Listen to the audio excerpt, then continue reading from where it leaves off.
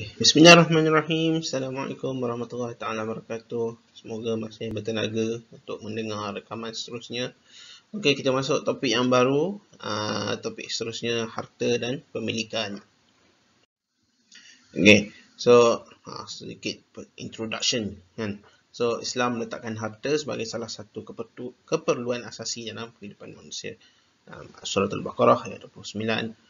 Allah lah yang menjadikan untuk kamu segala yang ada di muka bumi. Okey, so pertama kita bincang tentang al-mal. Al-mal iaitu harta. Apa itu harta? Okey, so harta definisinya adalah setiap barang yang dimiliki secara pasti dan dikawal. Dikawal hiazah oleh seseorang, sama ada barang itu ain, iaitu zatnya boleh disentuh, ataupun manfaat. Manfaat biasanya dalam English kita sebut yusafra. Tu satu perkara yang penting untuk kita fahami manfaat atau yusafra ni. Okey, tak apa. Kemudian, okey, apa perkara yang tidak boleh dikawal adalah bukan harta. Okey. So, daripada istilah pula kita tengok daripada Hanafi. Hanafi kata hartanya adalah benda atau barang yang boleh dikawal dan kebiasaannya boleh diambil faedahnya. Okey. So, kalau boleh diambil faedah, kira sebagai harta. Okey. Jumhur pula definisikan harta sebagai setiap perkara atau barang yang ada harga atau nilai, dan jika rosak perlu bayar ganti rugi. So ini dijadikan definisi undang-undang lah. Okey. So apa maksud boleh dikawal atau hiazah itu? Okey, barang yang tidak dapat dikawal ianya bukan harta. So antaranya perkara maknawi iaitu pengetahuan, kesihatan. So ini dikira sebagai bukan harta kerana tidak dapat dikawal. Okey. Dan juga perkara yang tidak boleh dikuasai, contohnya cuaca, cahaya, udara, ini bukan harta. Okey, ini ikut definisi ni ya. Okey, so seterusnya boleh diambil faedah. Okey, sesuatu yang tidak boleh diambil faedah bukan harta. Sebagai contoh bangkai atau makanan beracun. Okey, satu lagi sesuatu yang boleh diambil manfaat tetapi dianggap tidak bermanfaat kebiasaannya. Okey, pula bunyi dia kan. Dia juga bukan dikira sebagai harta. Contohnya gandum atau beras lah. Beras kat sebutir tu, kalau sekilo ialah RM2.30 kan. Tapi kalau sebutir, orang tak kata itu satu harta lah. Atau kain kan. Kalau 4 meter, boleh lah buat baju kurung kan. Tapi setakat sepotong kecil tu, buat kain buruk je lah. So dia dikira sebagai bukan harta. Okey. Dia dikira harta kiranya sebagai manusia menganggap sebagai harta. Okey. Contohnya arak atau babi. Ni ada pandangan yang kata ini kira sebagai harta kerana dia boleh digunakan oleh orang bukan Islam. Okey. So ada khilaf kat sini. Okey. So sebagai contoh Hanafi daripada sudut hak, manfaat dan sebab. Okey. Hanafi hak bukan harta, tapi jumhur kata hak adalah satu harta. Manfaat Hanafi kata bukan harta, tapi jumhur kata harta. Okey, sebab Hanafi kata tujuan sama zat atau milik. Kalau jumhur, tujuan tu manfaat bukan pada zat. Apa benda pula ni complicatednya? Tak apa, lepas ni kita akan go in detail lagi. Okey. So harta, hak dan manfaat. Okey, harta adalah sesuatu yang boleh dikuasai, dimiliki dan bermanfaat. Dalam pemilikan harta, seorang pemilik berhak mengurus dan menggunakan manfaat. Okey, so tu harta. Sekarang ni hak. Okey, hak adalah kuasa atau autoriti yang diiktiraf syarak. Okey, sama ada manfaat secara material atau moral, manfaat berkaitan harta atau berkaitan diri. So hak terbagi kepada dua, hak harta dan hak bukan harta. Aduh, complicated-nya. Okey, tak apa. Dengar aja. Nanti kita bincang dengan lebih mendalam. Okey, seterusnya manfaat. Manfaat adalah faedah yang diperolehi daripada suatu benda. Yang ni yang sebut tadi sebagai yuzafra. Sebagai contoh, rumah, pinjaman, sewaan, wakaf dan sebagainya. Okey. So, hak dan manfaat dia boleh dikategorikan sebagai harta jika ia berupa benda yang diharuskan oleh syarak. Okey. So, ini definisi harta atau al-mal dari pelbagai pandangan. Okey. So, yang pertama, Ibn Athir. Ibn Athir kata sesuatu yang dimiliki dalam bentuk emas dan perak, kemudian diperluaskan maksud apa saja yang boleh dimiliki. Maknanya apa saja yang boleh dimiliki adalah dikira sebagai harta. Imam Syafi'i kata harta adalah sesuatu yang bernilai dan boleh dijual beli serta orang yang merosakkannya perlu membayar ganti rugi. Okey, penekanan dia pada ganti rugi. Okey, Ibn Abidin, sesuatu yang mempengaruhi jiwa manusia atau diingini tabiat manusia dan boleh disimpan untuk tempoh masa yang diperlukan. Maknanya sesuatu yang manusia tak ingin, dia bukan dikira sebagai harta. Ini satu definisi yang menarik. Kita ambil contoh, katalah ini bukan satu dunia globalisasi yang ada hubungan manusia. Sebagai contoh, satu kawasan itu punya emas yang sangat banyak. Tapi orang di kawasan itu tidak nilai emas itu sebagai harta, atau tidak nilai emas itu sesuatu yang bernilai. So, di kawasan itu, emas tidak dikira sebagai sesuatu yang bernilai. Dan dia bukan sesuatu harta. Nampak? Okay. So, Asyuti pula mengatakan harta itu sesuatu yang boleh dimiliki oleh manusia dan boleh digunakan dalam bentuk biasa. Abdul Karim Zaidan, sesuatu yang boleh memiliki manfaat dan faedah pada manusia. Zuhaili, diperlukan dan mampu dimiliki oleh manusia sama ada bentuk ain, iaitu bentuk benda, atau manfaat, faedah, Yusafra tadi. Okay. So, kesimpulannya, sesuatu yang bernilai dan boleh dimiliki serta memberi manfaat kepada manusia. Okay. Kenapa definisi-definisi ini penting? Okay. Sebab, tak apa, nanti kita akan tengok kenapa khilaf-khilaf ni satu isu yang besar. Khilaf daripada sudut definisi itu sendiri, sebab akan ada penilaian atau perbezaan terhadap harta itu sendiri nanti. Okey. Okey, seterusnya kita tengok jenis-jenis harta pula menurut fuqaha. Okey, yang ni pun ada yang buat kertas kerja kan. Adalah mutakawwam wal mutakawwam mangkul akar qimi semua ni kan. Okey, so yang pertama kita lihat daripada sudut pengiktirafan harta oleh syarak, sama ada dia mutakawwam atau ghair mutakawwam, iktiraf atau tak. Okey, kedua kita tengok daripada sudut sifat harta tu, boleh dialih atau tak. So kalau boleh alih mangkul, kalau tak boleh akar. Lepas tu kita tengok pada sudut unit je, ada persamaan atau tak. Kalau sama misli, kalau tak qimi. Lepas tu tengok pada sifat dia, zat dia, kekal atau tak kekal. Kalau kekal, istihlaki. Kalau tak, isti'mali. Okey. Tak apa, satu-satu kita pergi. Jangan risau. Okey. So yang pertama, kita tengok daripada sudut pengiktirafan harta oleh syarak. Tengok mutakawwam atau ghair mutakawwam, bernilai atau tak bernilai. Kalau mal mutakawwam adalah harta bernilai yang boleh dikuasai dan dimiliki. Okey, serta diharuskan penggunaannya oleh syarak. Okey. Pengiktirafan harta oleh syarak adalah dengan syarat yang pertama, harta tersebut dimiliki oleh pemilik harta dengan cara yang sah, dan yang kedua, harta tersebut boleh dimanfaatkan mengikut hukum syarak. Okey. Seterusnya, mal ghair mutakawwam, iaitu harta yang tidak bernilai, ialah harta yang tidak boleh dikuasai, belum dimiliki atau ditegah pemilikannya oleh syarak. Okey, contoh tak dimiliki apa? Contoh tak memiliki ikan di air atau burung di udara. Benda tak ada lagi kan. Kalau kita dah memancing, dapat ikan lah. Okay, itu dikira dimiliki lah. Tapi kalau ikan dalam laut, kita cakap tu ikan kita, tak lah. Okay. Dan kedua, sama ada belum dimiliki dengan sebenar atau penggunaannya tidak dibenarkan oleh syarak, kecuali darurat. Contohnya babi. Babi tak boleh makan kan. Kecuali dalam isu darurat lah. Maknanya tak boleh ambil manfaat juga. Maknanya dikira sebagai harta tak bernilai. Okey. Tetapi untuk bukan Islam, bagi Hanafi, babi adalah harta yang bernilai. Kerana isu kebebasan agama lah, sebab bagi orang bukan Islam, babi adalah satu benda yang boleh dimakan. Okey. Tapi selain Hanafi, dia dikira sebagai bukan harta. Sebabnya kena ikut Muslim. Okay. Apa isu dia kat sini? Okey. So, isu dia kat sini kita dapat tengok dalam masalah akad atau kontrak. So, yang pertama, harta yang bernilai sah dijadikan subjek akad seperti jual beli, gadaian atau sewa. Harta tak bernilai tidak boleh dijadikan subjek akad. Akad itu dikira sebagai tidak sah. Okey. Isu satu lagi, ini yang boleh nampak lah kot. Kes tadi, kes babi itu tadi. Okey, dalam masalah pembayaran ganti rugi kerosakan. So, harta yang bernilai perlu bayar ganti rugi harta yang diiktiraf oleh syarak. So, ikut kimi atau misli. Sekejap lagi kita akan go kimi dengan misli. Tapi harta yang tidak bernilai tak perlu bayar ganti rugi kerana harta tidak diiktiraf syarat pemilikannya. Tapi kalau ikut Hanafi, bukan Islam, perlu dibayar ganti rugi. Sebab babi tadi dikira sebagai bernilai ikut untuk orang bukan Islam. Okey, itu ada perbezaan dekat situ. Okey. So, harta yang bernilai adalah apa yang berharga pada manusia. Harta yang tidak bernilai terkeluar daripada muamalah ikut undang-undang seperti public goods. Public goods contohnya public goods dalam konteks ni kita ambil udara lah, kan, udara, air pun sekarang dah kena bayar kan. Okey, so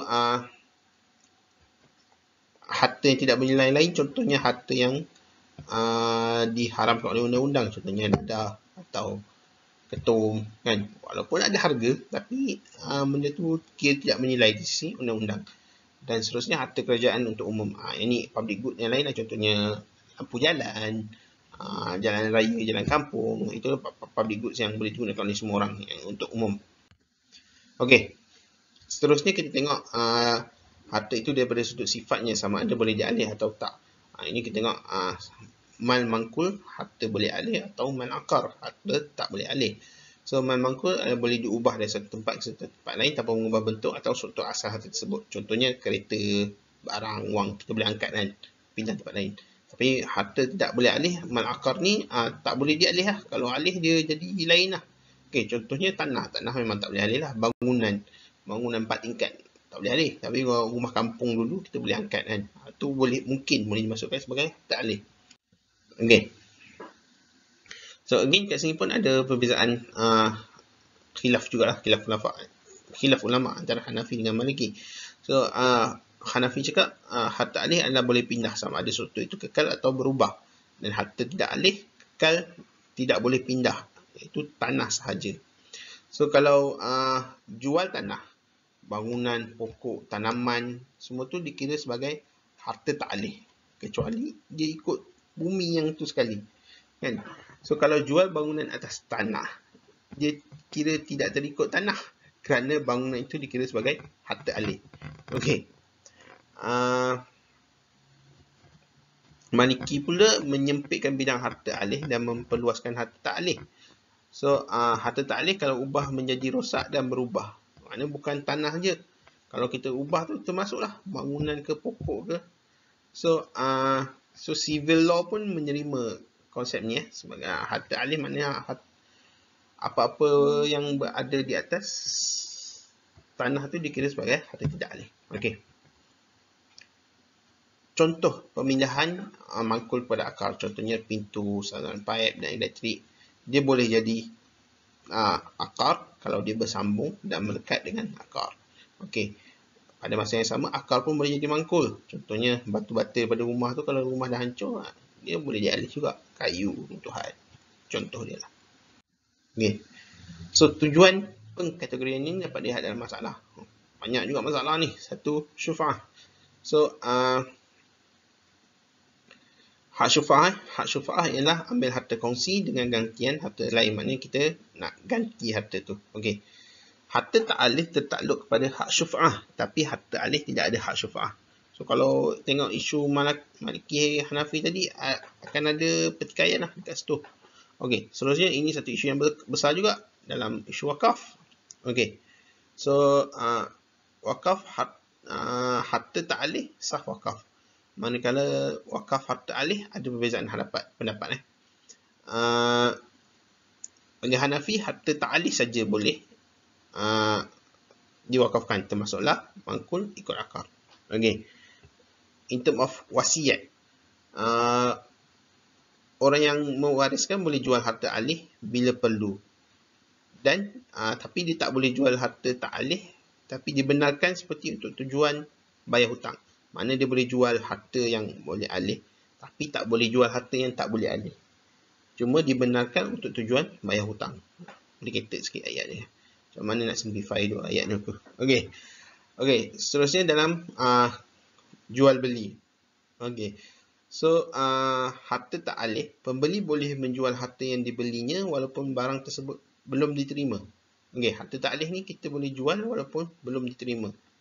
Okey, tapi harta alih pula perlu penerimaan sebelum jual beli. Ini mengikut pandangan Abu Hanifah dan Yusuf. Okey. Seterusnya dalam isu hutang. Okey, so apabila bankrupt perlu dulu jual harta alih. Kan?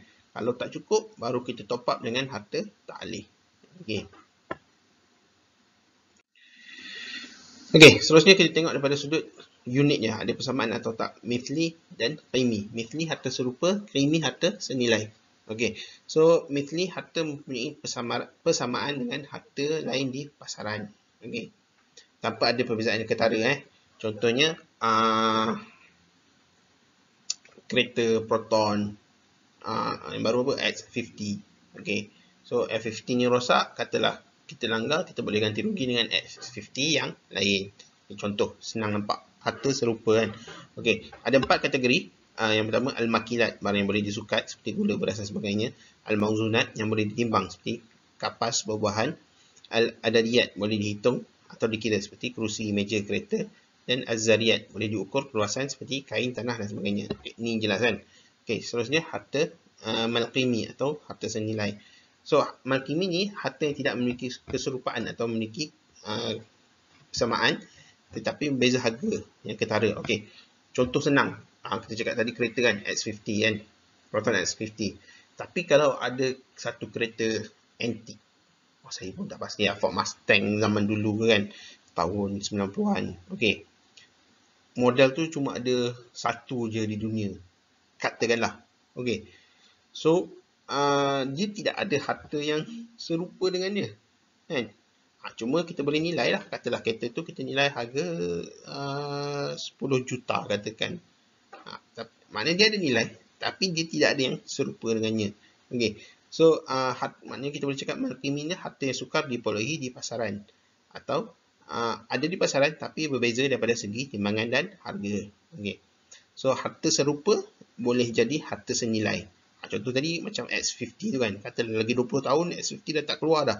Dan katalah dia keluarkan 10,000 unit. Daripada 10,000 unit tu yang tinggal lepas kena langgar apa-apa semua tinggal 5 je. Okey. 5 tu dia dah jadi satu kereta antik atau malqimi. Okey. Dia boleh bertukar. Okey. Kategori ni kita boleh lihat dalam masalah ni masalah ganti rugi keserokan ni. Tadi kita dah cakap pasal kerosakan. So kalau harta serupa kita boleh bayar ganti rugi jika ada dan sama di pasaran. Okey. Tapi kalau harta senilai, kereta antik tadi kita kena bayar nilai barang yang dirosakkan. Okey. Kelemahan terpaksa lah. Okey. So seterusnya dalam masalah syarikat, iaitu tentang syarikat dibagikan. So kalau harta serupa senang, bahagian dia perlu dibuat walaupun ada tak setuju, kita bahagi je sebab benda tu share dia nilai sama kan. Tapi kalau harta senilai kena semua orang setuju.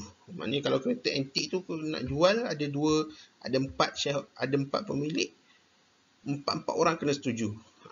Itu isu dia lah. Okey. Seterusnya kita tengok daripada sudut sama ada dia kekal atau tak kekal zatnya selepas digunakan. Kalau kekal, mal istihlaki tidak boleh digunakan. Kalau istimali boleh digunakan. Okey. So istihlaki harta yang berubah bentuk asalnya bila digunakan. Contohnya makanan dan minuman. Okey. Duit juga dikira sebagai istihlaki walaupun zat tak terhapus tapi telah bertukar pemilik. Okey. Istimali harta yang boleh digunakan tidak berubah struktur asalnya jika digunakan walau berulang kali. Maknanya kita guna baju, guna perhiasan, cincin, rantai, dia tak berubah sifat dia. Okey. So tujuan kategori ini dapat dilihat dalam masalah kontrak. So istihlaki kontrak tujuan dia habis digunakan seperti hutang dan pinjam makanan. So, kalau nak pinjam makanan, saya nak pinjam chicken chop awak, kalau chicken chop dah habis, macam mana? Susah kan? Okey. Tapi dalam konteks istimali dia boleh ada kontrak sewa dan pinjaman seperti sewa kereta. Maknanya zat kereta tu masih ada. Walaupun dah ada isu lah maintenance ke apa ke kan. Tapi zat kereta tu masih ada. Okey. Okey, selesai dengan harta. Sekarang kita masuk al-milk. Al-milk iaitu pemilikan. Okay. So apa definisi pemilikan? Al-milkiyah. Pemilikan berasal daripada perkataan al-milk yang bermaksud memiliki dan mampu bertindak ke atas sesuatu sebebasnya. So daripada sudut istilah adalah satu pengkhususan atau ikhtisas yang ditetapkan oleh syarak yang menghalang orang lain dan membenarkan pemilik ikhtisas itu bertindak terhadap hak miliknya dengan bebas. Okey. Pemilikan bukanlah objek fizikal tapi merupakan hak kuasa yang diiktiraf oleh syarak bagi seorang pemilik harta. Okey. So undang-undang pemilikan harta pada asasnya harta boleh dimiliki, namun undang-undang menentukan 3 bentuk harta yang tidak boleh dimiliki. So harta yang tidak boleh dimiliki sama sekali, kita dah bagi contoh awal tadi macam contoh jalan raya, jambatan, sungai, laut. Okey, tapi macam mana pula dengan lebuh raya? Tu jalan raya juga kan? Tu menarik tu. Okey. Yang seterusnya, harta yang tidak boleh dimiliki kecuali dengan keizinan. Okey, contohnya tanah wakaf, harta baitul mal. Okey. Seterusnya, harta yang boleh dimiliki tanpa syarat. Iaitu contohnya wasiat. Okey. So, in term of kategori pula, dia ada kategori pemilikannya ada dua, pemilikan sempurna dengan pemilikan tidak sempurna. Pemilikan sempurna dipanggil milkul tam, pemilikan tidak sempurna milkul naqis. Okey, so pemilikan sempurna memiliki zat dan manfaat suatu benda, contohnya buku yang kita beli, buku kita lah kan. Okey, kalau pemilikan tidak sempurna pula memiliki salah satu unsur sama ada zat atau manfaat, contohnya menyewa kereta kan. Kereta tu bukan dia punya, tapi dia memiliki manfaat menggunakan kereta tu. Okey, maknanya dia boleh bawa lah pergi ke sana ke sini kan. Okey, tapi kereta tu bukan dia punya. Okey.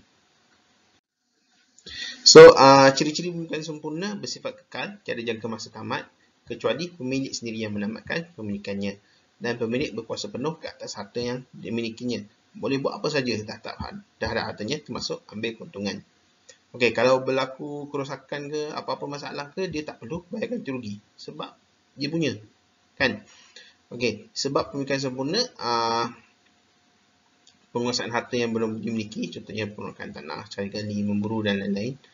Dan juga akad pemilihan milik, maknanya kita beli, mana ada jual beli, atau kita terima derma, atau terima wasiat. Ini contoh. Ataupun diwarisi atau pusaka. Okey. Seterusnya, pemilikan tidak sempurna. So, jenis pemilikan tidak sempurna kita bagi tiga. Yang pertama, pemilikan zat atau fizikal benda saja. Contohnya tadi, penyewa kereta. Penyewa kereta sewakan kereta. Maknanya pemilik kereta tu dia memiliki kereta tu, tapi dia tidak memiliki manfaat daripada boleh menggunakan kereta tu. Okey. Yang seterusnya, pemilikan manfaat untuk diri sendiri. Okey, contohnya menerima wasiat untuk tinggal dalam rumah dan boleh menyewakan kepada orang lain.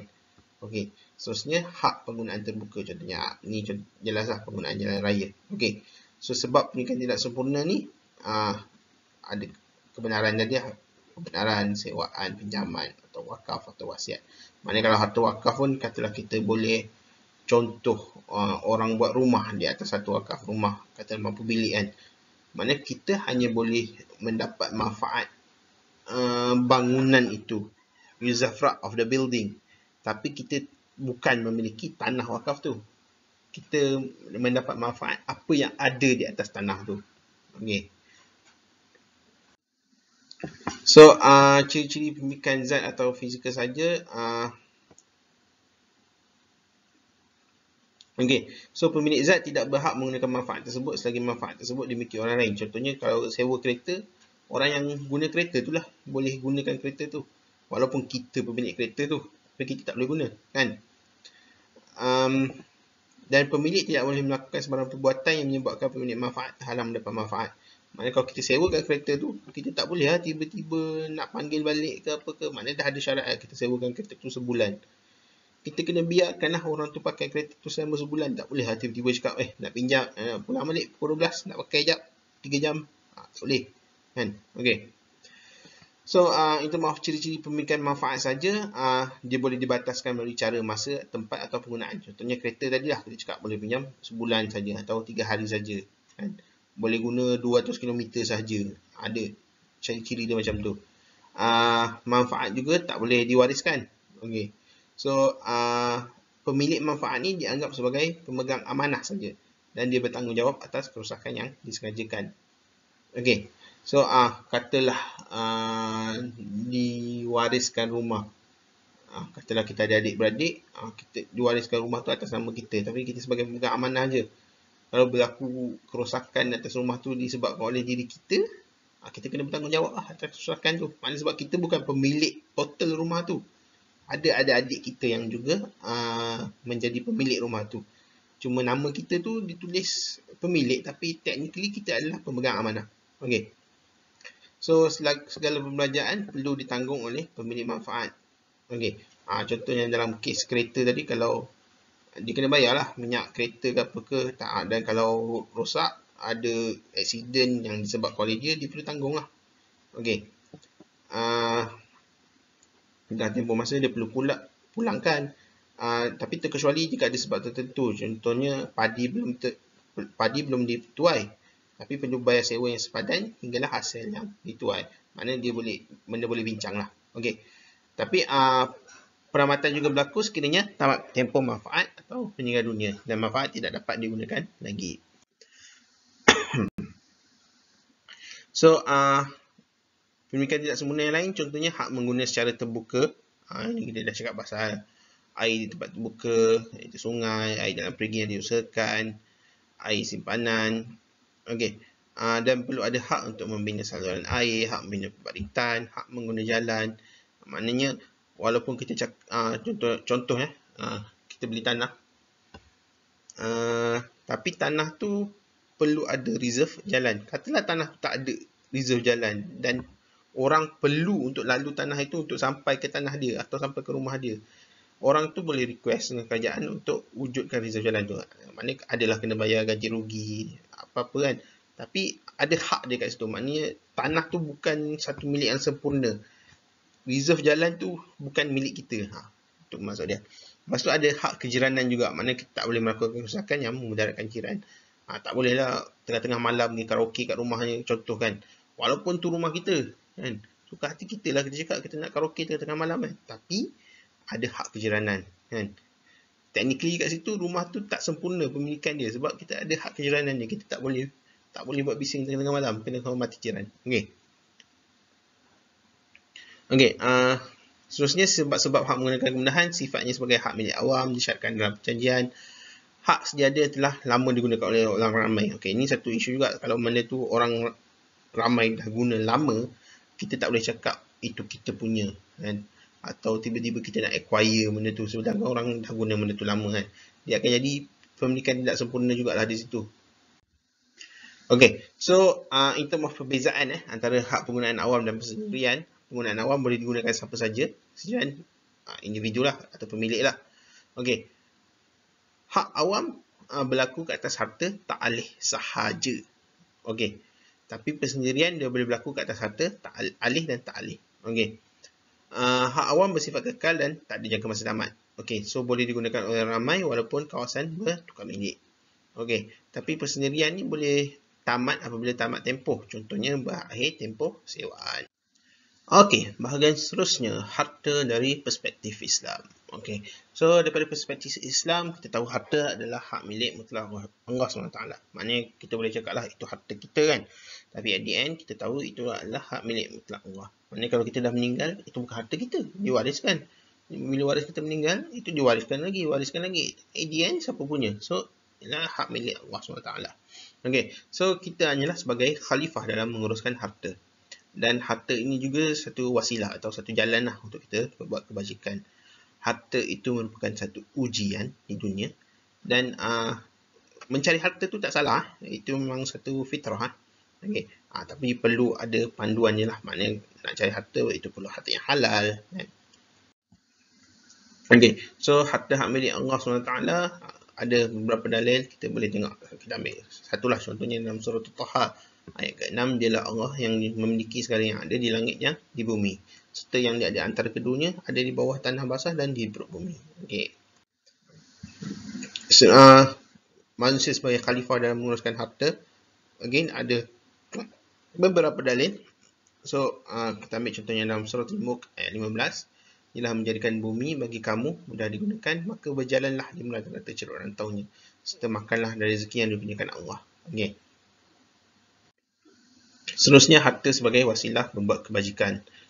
Banyak juga dalil. So kita ambil satu contohnya daripada surah Al-Hadid ayat 7. Berimanlah kamu kepada Allah dan Rasulnya dan belanjakanlah pada jalan kebajikan sebahagian dari harta pemberian Allah yang dijadikannya kamu menguasai sebagai wakil. Okey. Harta juga merupakan ujian. Okey. Banyak juga dalil kita ambil pada surah An-Nur. Pilih pendek-pendek je kan. So ayat 42. Dan bagi Allah jualah kuasa pemindahan langit dan bumi dan kepada Allah sajalah tempat kembali sekalian makhluk. Okey.